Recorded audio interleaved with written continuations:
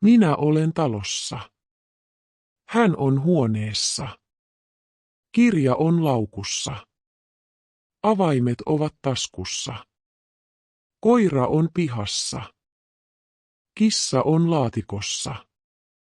Opettaja on luokassa. Oppilaat ovat koulussa. Minä olen kotona. Me olemme bussissa. Hän on junassa. Lapset ovat puistossa. Auto on kadussa. Ruoka on jääkaapissa. Maito on pullossa. Kahvi on kupissa. Puhelin on pöydässä. Raha on lompakossa. Kirje on kuoressa. Minä olen töissä. Hän on toimistossa. Me olemme kaupassa. Leipä on uunissa. Kala on vedessä. Lapsi on sängyssä.